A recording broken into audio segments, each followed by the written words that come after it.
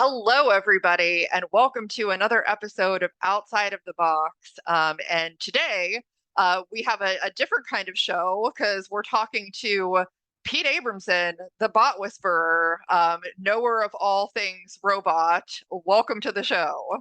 Thank you. It's great to be on. Thanks for having me. Excellent. So you have been involved in robot combat since 1994. Long time. Been involved as the bot whisperer role since Discovery season 5. So obviously you have a plethora of knowledge on the subject and have seen many many fights. So I'm excited Yes. to talk about kind of going back to when you were building and driving robots, kind of all the way up through now, and just cover a lot of topics. Okay. Well, let's do it. Awesome. So I am, well aware that you have a background in special effects prior to coming into combat robotics, which I know a number of the builders do. Um, what brought you to combat robotics in the first place, and what was that transition like going from working in special effects to doing robots? Uh, so it kind of goes back pre-Robot Wars. Mark Zatrakian and I, who we were teammates as Team Sinister for quite some time, best friends in high school, and he was the best man at my wedding. Uh, we've worked together on many movies, so there's always been a relationship, and he and I had built together. I took an old Tamiya Formula One race car, and what I wanted to make was the six-wheel Tyrrell Elf car. Basically, I wanted four wheels up front, and he had access to a machine shop because I was still going to college at USC, and he was working at Rick Baker's, and we kind of did it together, and he sort of helped machine some of the parts so that we could interface two front ends together and make this version of the car. And I sort of painted the body and kind of like almost as if it looked like Bela Lugosi at Dracula. It was all black with a little bit of white and some red highlights here and there. And we jokingly said, well, if we were a race team, what would we be? And we said, Team Sinister. And so that was sort of this early birth of the team. And then I bought a Tamiya Clodbuster, which was this big, giant four-wheel drive truck. And he bought this Kyosho Nissan truck. And we were going to basically, I had mounted a little turret on the top that was servo controlled, and you would have two Estes rockets that would launch off of it. He had a flamethrower that was attached to his.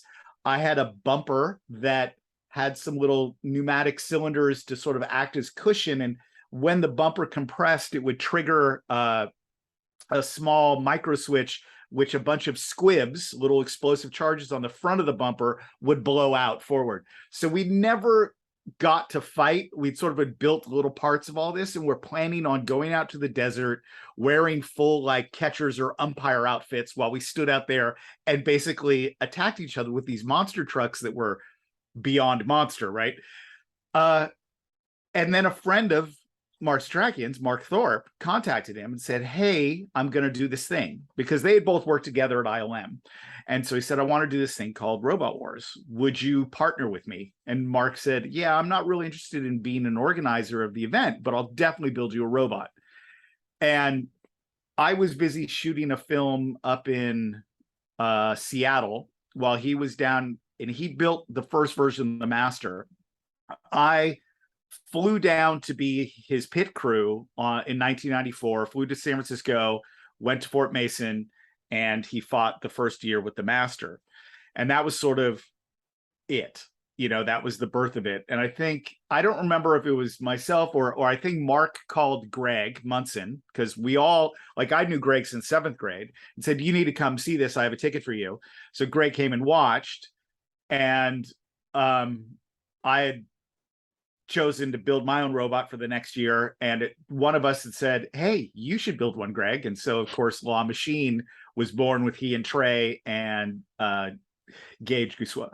So they built the very first La Machine and showed up in 95, I believe it was. So that was kind of how it all tumbled into place.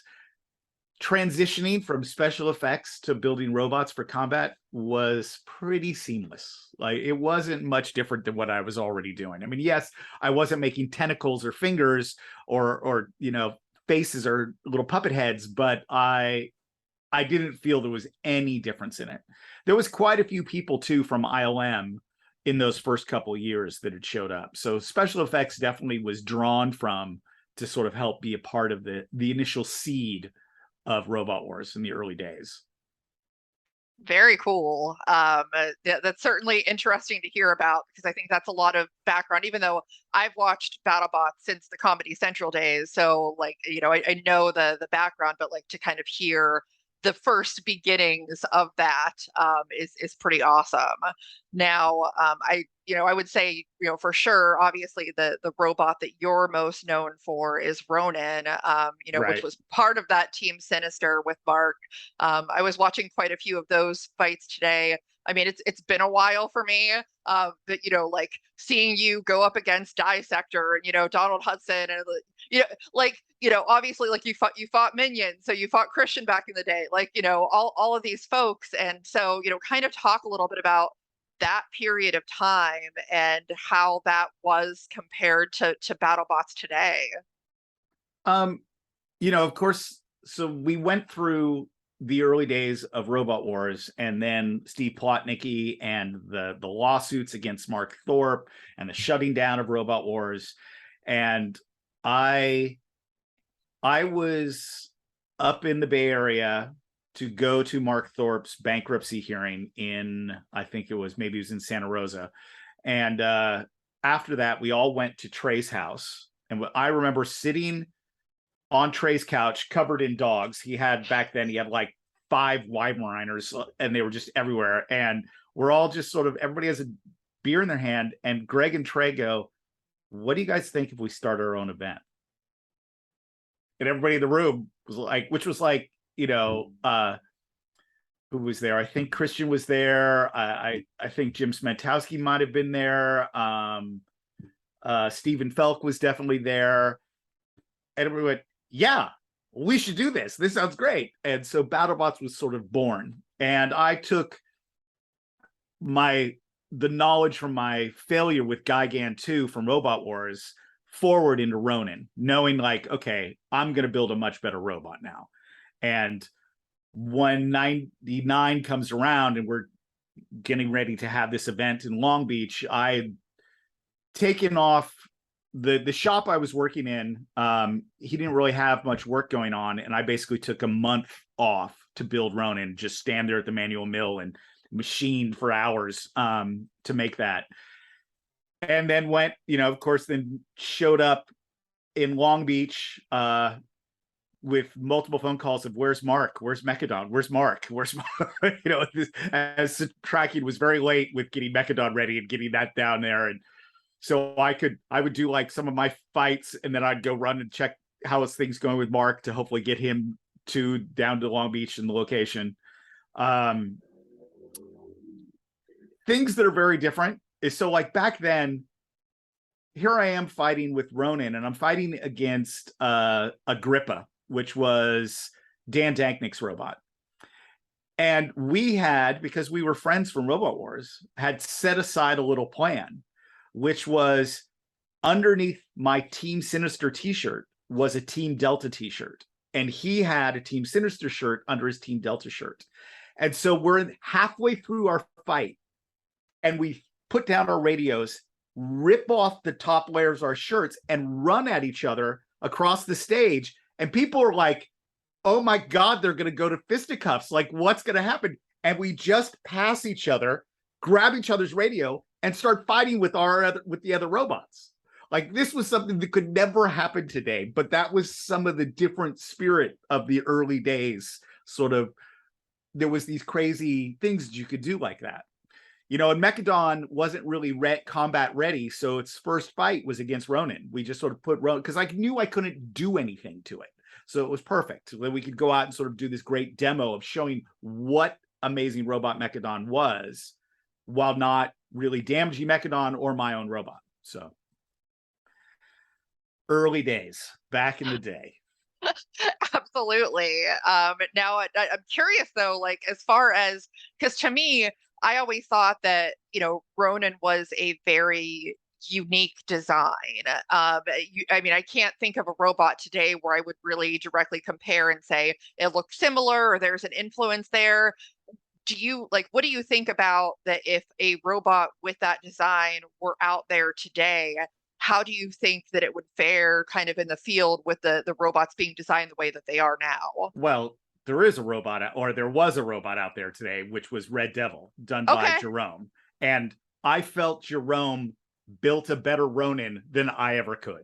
Like, I loved Red Devil. Like, it was all of the technology that I wish I had had access to back in the day, CNC machining and things that I was just doing manually. There was just stuff that he did that just blew my mind. And I think Red Devil was a way better Ronin than Ronin ever was. So, um, but even still, that design is really tough in the modern field. The field is so damaging and so devastating right now that it is a tough. I would never go back and compete because I just don't think I could build a robot tough enough or brutal enough to be able to survive what goes on in that arena. It is dangerous in that space, and it's just nuts. A good example is the last episode with Hypershock. I mean, the destruction that Hypershock wreaked upon his opponents as well as upon the arena itself was amazing. I'm curious, speaking of that, to get your take on this because I couldn't help thinking back that personally for me, sometimes you'll just see a driver or a builder that like it's clear that they're super focused and they're just like on a mission.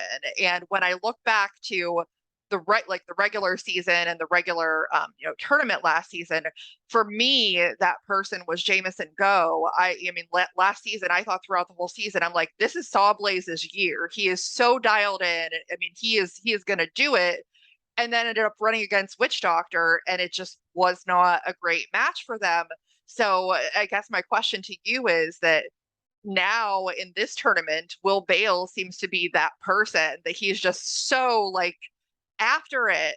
Do you think that he I mean obviously the result, but like um from that episode, would you think like it looks like he could carry that through or run into the same danger of Sawblaze and like just find a match that they can't win? I mean, that is always the point, that whenever anybody is always trying to sort of say, oh, I can game the system, there's so much. One, there's chaos in the box. Like, there's things that happen that you have no control over, such as Jameson just spun just slightly in the wrong way that allowed Endgame to take complete advantage and boot him out of the arena. Those kind of moments are really tough. Like, you just don't have every aspect covered. As well as there's always the rock, paper, scissors elements. There's certain shapes that just become your nemesis. Doesn't matter what bot you are, all of a sudden there's a shape on another bot that you can't overcome. And a good example of that was like everybody got fed into Glitch's weapon. Like, Glitch's shape was so, you first look at it and go, that triangle is going to be completely in the way of your weapon. Like, you'll never get anybody. And yet everybody climbed right up those wedges and into the weapon, and they just got booted. Like, it was amazing that it was that efficient. And I don't even know if they really knew it was going to do that well. And it did. And so it's those things like that that you just can't always account for, because you don't have years of be able to get into the box constantly and fight every single robot without having spans of time between that. And Will was just in his zone this time. Like, this was one of his best. The robot was the best it's ever been. I mean, for the longest time, I used to call Will Bales the love of my life, the bane of my existence, because he would get there and he would have the robot out, and I'd go, okay, great. You've checked safety. Awesome. You're going to fight tomorrow at this time. And I'd come in the next morning, and the only thing that'll be on the table is the frame. Everything will be completely off of it. I'm like, what the hell did you do? He goes, well, I didn't really like the way the speed controller was working, and I tried to. Will, you're fighting in 4 hours. You got to put all of this back inside. What are you doing? And so he would kill me because he would do things like that. He'd be like, no, I need you completely ready. And he was the most prepared this time ever. Like Hypershock was in its best state it's ever been, and it was just ready to go. I mean, when they're telling me, I'm like, what are you doing today? Putting out stickers. Really? Like, yeah, I maybe have to tune the speed controller a bit, but I think we're pretty good. Like, oh my God, that is Hypershock I'm talking about. So, and he just was in his best spot. It's funny. I don't know if you've ever seen the documentary called Bots High. It's a little small documentary. Go look it up. And it was shot down in Florida at Starbot, where Nola Garcia had her school, and it was with a lot of the Carrollton High School kids. Will Bales was in it. Andrea and Mike are in it. Let's see, Mark DeVitz is there for some of it. And there was a small little event, and you could see Will in high school preparing, and he was just, he was up all night. Robot wasn't totally ready right before the fight, and it was the perfect Will. Like, you could see where it's going, but now he's really got his act together. Yeah, definitely. And I think for me, like, I thought it was interesting. I mean, I'm not, I know I've been watching this for a while, and so I know some things, but I was like surprised that I beforehand was like, well, after that P1 matchup, where I feel like they probably really felt, some ways about that, because I think that everybody expected Hypershock to win that match. Like, no shade towards P1, it's a great robot, but I think people expected Hypershock to win. And I think that they recognized the mistakes that were made in that match and really had the drive after that to like do something with it. And I honestly think like that was it. Like, that was the moment where they're like, okay, and made the changes that needed to be made and were able to do what they did. Which I think is great. I mean, I think, Hypershock's great. I think that they, maybe some of the fans, even though they're a fan favorite, but I think a lot of fans have been harsh on them over the years, acting like it's not as good of a robot as it is. Clearly, like, it is. They just had to get dialed in. Yes. I mean, in that P1 fight, the reason why he lost is he spent a minute and a half inverted, completely ineffective. So everything he did while he was upside down, like, his weapon could not. The whole point of the judging criteria is about the effectiveness of which you deliver your weapon to your opponent, and the effectiveness of which you remove the ability for the opponent to do their job. So those are the main sort of focuses in the judging criteria of how you sort of view a fight.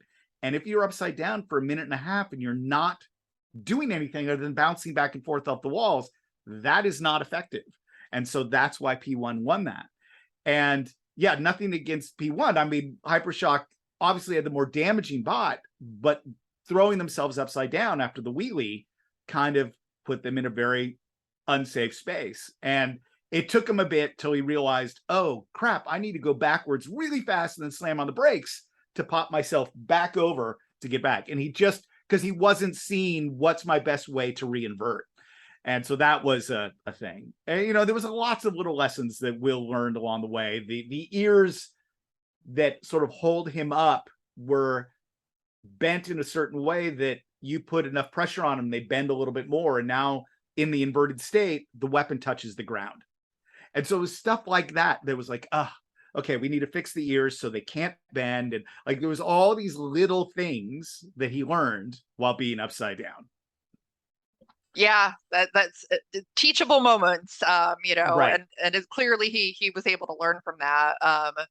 Yeah. So another thing that I wanted to ask, because I'm curious, obviously you've seen so many robots over the years. I like to think about robots that are surprising in some way, that like either whether, maybe they just don't have a design that seems that effective, or they just are kind of a silly robot, but surprisingly like really good at damaging other robots. And I was curious, for you, a robot or a couple of robots that you can think of that fit that bill for you. I know for me, um, Ribot would be my choice for that, because I think when they first started, I think it kind of came across as something that was maybe a little bit more gimmicky, but then a couple of years ago when they went deep into the tournament, they surprised a lot of people, and I became Right. like an instant Ribot fan in that moment.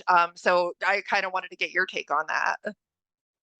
One of the things I always loved about Ribot is they started right off the bat with a very modular design, with the being able to flip between having a undercutter to a vertical, and I think they had one more weapon design too that they could put in there, and I couldn't remember what it is, but they used to have these blocks that were completely modular to be able to unbolt and rebolt, which they showed up on their first year with, which to me showed a huge amount of thinking, in the adaptability aspect. That's always key, is the ability to sort of understand the fight you're going into and adjust for your opponent. That takes me back to old Comedy Central days. So Donald with Dissectors going up against this robot called Final Destiny, which was sort of pyramidal shape with a giant helicopter bar on top that had already fought. It was Smentowski's and Felks and somebody else's 3 mini bots, the Swarm, and it just batted them. Like, they were spread across the arena. Everybody thought Final Destiny was the thing. Nobody was going to beat this because they had sprung down titanium flaps that kept their wedge to the ground, and it could go over bumps, but other bots could not get under it, and so it stayed up. Well, Donald watches their fight and he knows it's coming up, and he goes back to the pits, and he just goes and he adds basically like a little teeny spatula, a super thin piece of metal that he welds to the end of Dissector's jaws. And when he goes into fight, he just sits back and he just kind of like inches forward. And Final Destiny is kind of in this come at me and I'll just hit you. And Donald has the reach to know that he gets over there and he just catches one of their pieces of armor and lifts it up into their own weapon. And that just pulls them up and pulls all the rest of their pieces of armor into the weapon, and it just flies up in the air, trashes, and they're done. And it was that adaptability, the ability to sort of look at who your opponent is and go make a subtle change that will win you the game. And that's the kind of thing that always blows my mind. I mean, going all the way back to my, robot Darwinism idea that adapt or be scrapped, because like that's the idea, is you need to sort of change yourself for the niche that you're now going into. Yeah, and that like leads to several more questions now. Yeah, so one of those would be, speaking of like making modifications to deal with robots, I think that there is a spectrum as far as that's concerned, because we've seen lots of different things over the years of, Right. Whether it be rakes or the contraption that Hydra made to deal with huge, the cow catcher, right, or the bike rack, whatever we call it. Exactly. So like for you, is like where is the line there? Like, is there just, as long as it's within the rules, whatever, or do you think that there's like some things that are a little bit too far? So as for the rules and for winning, the cow catcher was a brilliant idea. Like, it was brilliant. It was very similar to what Chuck had done to fight Ice Wave, which was the de-icer, which was go and just grab hold of the head of the weapon and stop it. Just keep it at arm's length. You can't hit me. You can't hit me because I'm holding you. These kind of things I think are brilliant. But like with the case of the cow catcher, the question I have is, we're also still a television show. Is this entertaining? Yes, you can get the win by stopping your opponent in this way, but did you make a fight that was worth watching? So that is something that the builders have to weigh, like when they're making these changes. If it's not in the rules and says you can't, if it doesn't say you can't do this, you go for it. Make the change, try something new. But will it make the show any better? Because at the same time, we are still a television show, and we still need viewers, and we still need ratings, and we still need to be renewed by Discovery to pay us, right? So if we don't have a show that is worth watching, then, are you making the right choice just to get the win? So that's like, it's a question I can only answer for myself. I can't answer for every builder.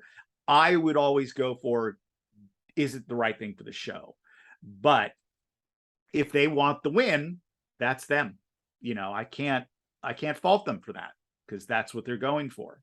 They have a different agenda than I do, which is they want to win and get the giant nut. So what does that take? But in that same breath, I think an adaptation is the best. I want to see it. I want to see people make changes. Yes, we've seen forks that are way too long show up out there, and they just be silly forks, and eventually they just get knocked off. But people ought to go learn, does that work or not? And it didn't. So everybody will sort of reduce back and go, okay, well, what does work? Okay, a fork is maybe a foot long, and that's about the maximum we want to go with. So it is a game of adaptation and truly who you're fighting, and will that work for your opponent? Yeah, and teams have to also consider, when doing things like that, when, as a selection committee, when you're looking at the field of robots and where you slot folks in the tournament, okay, this person had 3 really strong quality wins, and this person had 3 wins, but like it wasn't that exciting. They didn't Right. dominate their opponent. So I mean, these kind of things come into play when you're making those decisions as well. Of course, totally. Yes, if you're playing if you made a boring match, that match will not weigh as well as, if all your matches looked like Hypershocks did on Thursday. No, Hypershock's going to go and be way up there in the top 4 with that kind of, those kind of wins. So how you weigh that? Yeah. Yeah.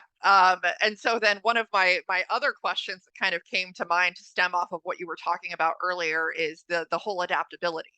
Um, you know, there's obviously, for me, as even looking back just over the Discovery seasons over the last few years, there's robots that have changed pretty significantly over that time, and there are others that are more or less the same robot. Um, do you think that, sometimes you have to stick with, hey, this is what's working, especially if you've been really successful in the past, like Tombstone, for example. Tombstone is, Perfect example. yeah, or, versus a robot that's changed significantly. Like, what do you feel is the best way to go depending on how successful you've been before? Um, you know, Tombstone is a great example of incremental changes. I mean, everything in Tombstone has completely changed since when it first showed up, but you don't notice that over time until sort of, oh wow, that frame is a little different. Okay. But he has changed everything very slowly though. It's like, all right, we noticed this failure. Let's take that out. Or let's solve this little problem. But Tombstone really works. What in evolution, how much more change do you need to put to a shark, right? A shark works. It does exactly what it needs to do. And there really isn't much need for it to breathe oxygen and walk on the sand. Like it doesn't need to adapt beyond that thing. Tombstone does what it does exceptionally well and doesn't really need to change much. I mean, even though people keep saying, "Oh, Tombstone lost this season," and like, is he done or whatever, I would never want to throw a robot in there against Tombstone. It's still one of the most fearful bots out there. It's just like, but he is a great example of incremental change, whereas Hypershock has had massive changes multiple seasons. Like they'll rebuild the whole frame and how it all goes together, and the problem with that is that it adds a lot of variables to that you don't know which one is the right one and what broke, and where the failure points are going to be. Whereas like Tombstone can really know that, all right, this was the big change we made, and if something happened, he's had quite a few fires recently because he switched to lipos. So there's things that happen now that he's just discovered that like, wow, I didn't used to have that problem before. Okay, now I have this one. Did I just move something around?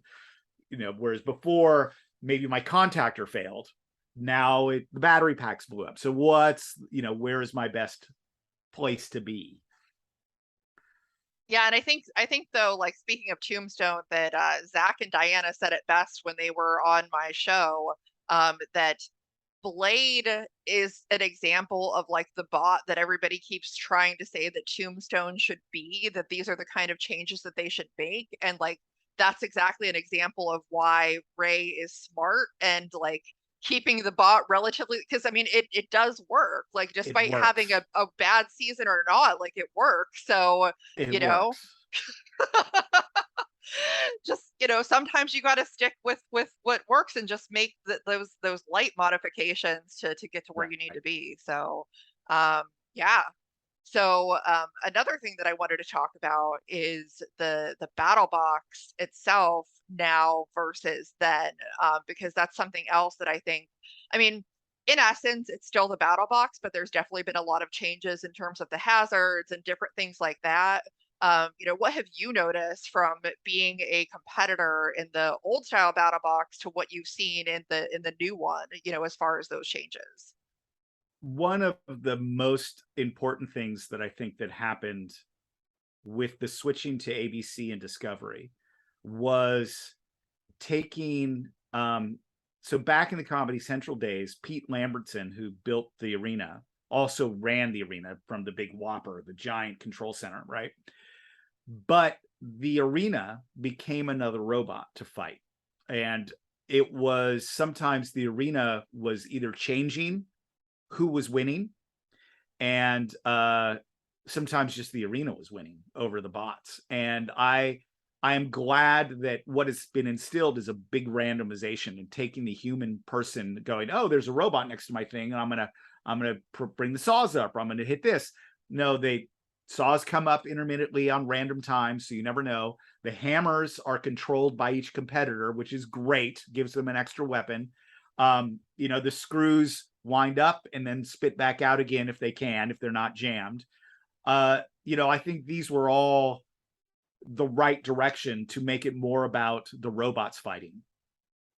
Now, the shelf is a different thing. The shelf was there to try to hopefully add more dynamic fighting by maybe having something happen up there. And we haven't, I mean, other than Jameson, who was the first person to take somebody up onto the shelf right away, there's a couple of good shelf things, but it hasn't done what I think it needs to be doing. I'm happy to have a place where control bots can now can go put somebody and can go do something. Because I think control bots, it shouldn't only be about spinning weapons and destruction. I love watching Matt Vasquez drive around and lift bots and just have complete control over them to drop them over a rail or push them up into things. That's really enjoyable to me too. So I want to see control bots have an avenue, and we were hoping the shelf was, but that's its first iteration. It'll probably go through some evolutions itself. Yeah, absolutely, and I agree. I mean, there's a number of control bots that um, Whiplash Defender, Craig, like Complete. Slammo. I love Slammo so I much. love Craig and I love Slammo. Slammo is a joy to watch. I mean, anytime you can watch one robot grab another, bring it fully vertical, and then slam it back down, like it just excites me to no end. That's I watched, Overhaul versus Chomp. Charles grabbed hold of Chomp, picked her up, drove her over to a saw, dipped her in it, picked it back up again, drove somewhere else, dipped her in another weapon. Like that kind of control from one bot to another is amazing to witness when you can sort of watch that instead of having to just go up and hit somebody with a spinning weapon. He did this with this crazy finesse, and that to me that's what makes the rock paper scissors so enjoyable, is when it is varied like that. Well, yeah, and I mean, even just to use from this last episode as an example, I don't know what I thought I was expecting from the Claw Viper and Defender match, but it was a lot more than what I thought it was going to be. Like it, you don't know, and I think people are so hyper focused on the bots that can cause the most destruction, and it's not always about that. I've seen plenty Right. of great matches that were a control match, and I think that we need to, you know, beef that up a little bit more. I think Claw Viper has a lot of potential. I mean, it's one of the fastest bots. It's just a hot rod underneath there. When he gets the weapon sort of more dialed in to doing what he really needs it to do, it'll be amazing. And Defender, Jason's, that's built off of this like little 1-pounder that Jason made called, I think, Crab back in the day. And it was super effective and amazing. Would just zip out there and grab something and take it wherever and just dump it. And he hasn't gotten Defender to sort of do what that bigger scale version is a learning lesson right now, but has lots of potential. And I dig those kind of fights. I think those are super fun when fast robots that can grab hold of another one the grappling is great to witness. Definitely. And then kind of another thing that I wanted to talk about, especially, to get your perspective, because, you were ringside for all of that, so you would have a lot of good insight. But I think that my hope is that this current tournament for the Golden Bolt kind of takes away a lot of the negativity that happened from the tournament at the end of last season, where there were so many matches that fans felt so passionately about, one way or another. And I think that some of the criticism was fair, a lot of the criticism was not. And I think that just came from maybe the fans not understanding things from like the actual functional perspective of like the rules and things like that maybe, they just didn't know. So I kind of wanted to hear your personal take on all of that, because it was a lot. So, one of the things, so before the end of the tournament was aired, we had already editing and all the packaging for these fights that you're seeing, this Golden Bolt tournament, were already done. It's in the can, we're finished, right?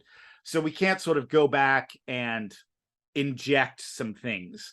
The thing that we feel sort of collectively that we kind of failed on was not explaining the rules well enough. And also, you don't have in football, somebody doesn't just lay out every rule and tell the whole audience the whole rule set. They tell them some as the thing happens. Oh, that's a flag because holding or whatever it is, right? It's also on the fans. If they should read the rules. They're there to read. They're on the Battlebots website. You should download them and look and understand what the judges are looking for.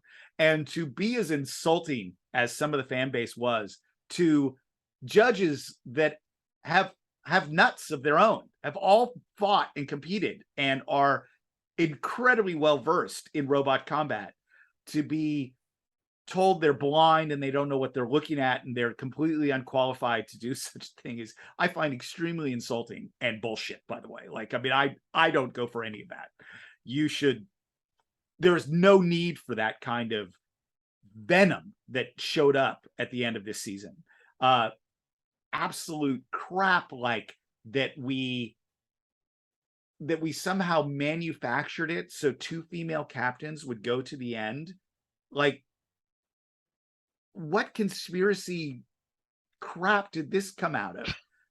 I mean, things that if you were in television and you understood how TV works, the fight we probably would have wanted more to happen in a certain way would have been Minotaur to win, because we'd already done this giant package of Daniel and his loss of his mother and his grandmother.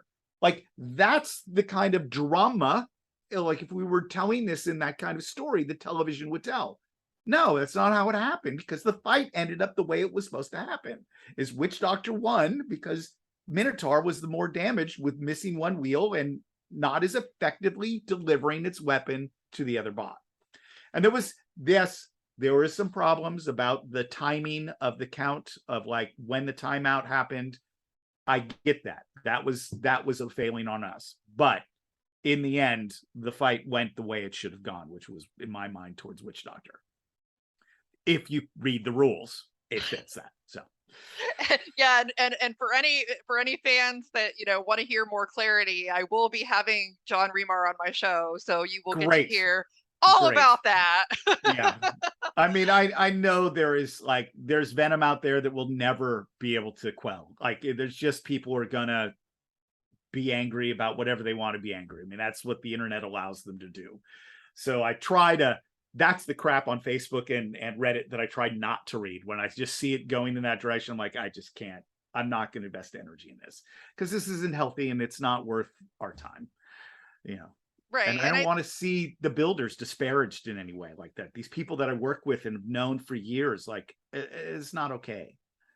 Yeah, and I mean, I think for me, especially, like that was difficult because like I love Andrea, I love Ginger. They're both great captains. They're And I mean, I fabulous. like I've been a Witch Doctor fan for years. My like, you know, I have a 6-year-old daughter. These are the people that she looks up to. I mean, she watches the show and every time she sees a female driver or captain, she just like lights up and thinks it's the greatest thing. You know, even for me watching Battlebots like back in the earlier days, I loved Tentamushi. Like I like what Yeah. Lisa was doing. I loved it so much. That was my favorite robot. So, you know, I think it is so important to have these, you know, this diversity in the sport, and to try and take away from that and say, oh no, they didn't get there on their own merit is terrible.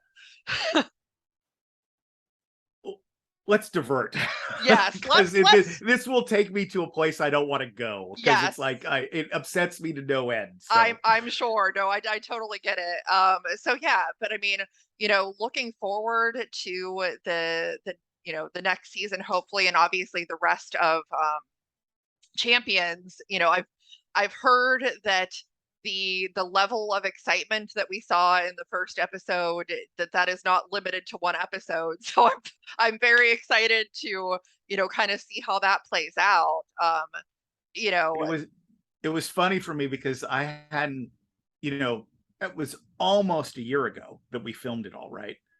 Uh, and I don't think I did any post recording to fix anything I said afterwards. So I don't think I saw any of that episode in the recording studio later. So I'd forgotten so much of it. And then when it's happening, it was all like it was brand new again. I was when Gigabyte split in half, I was cackling and laughing so hard that the dog and the cat boogieing out of the room because I was so loud and boisterous because it was so amazing to witness that kind of level of destruction as well as just the physics of watching it go up there and just separate and go in two different directions was exquisite. Sorry, John, but I loved watching the robot be broken in half. yeah, yeah, and it's like I think, you know, that maybe some fans don't even realize that this was filmed that long ago. Like it's been so long for anyone. And I actually think one of the funniest things last week was when I was watching it, I sent John a message and I was like, hey, I'm watching the episode right now. And he sends me a message back and he says, yeah, I'm watching it. Don't tell me who wins. And I'm like, Because we didn't, I mean, none of us remember it unless you like wrote it down or, you know, I mean, it was a year ago for all of us and it gets blurry after a while, especially after the amount of fights I've seen. I had remembered that, of course, Hypershock did amazingly well in that section in their Bolt tournament. But I couldn't remember who Hypershock fought and like what the fights were. And now watching the game, we're like, oh my God, look at that. You know, it was such a I had texted Aaron Catling, the showrunner. I said that episode made me fall in love with robot combat all over again because it was everything that I love about it, you know. And Will's reaction, because Will himself was just as surprised, like, I can't believe what I just did. Like, did this really just happen? Pinch me, you know. It was great. yeah, I mean, when he said, you know, I think it was Chris or Kenny, I don't remember which one, asked him, you know, has your bot ever been this destructive? And he was like, has any bot ever been this Yeah, destructive? That it was crazy. It was crazy. I'm curious though, like what for you during that whole bracket, what was the most surprising match for you and why?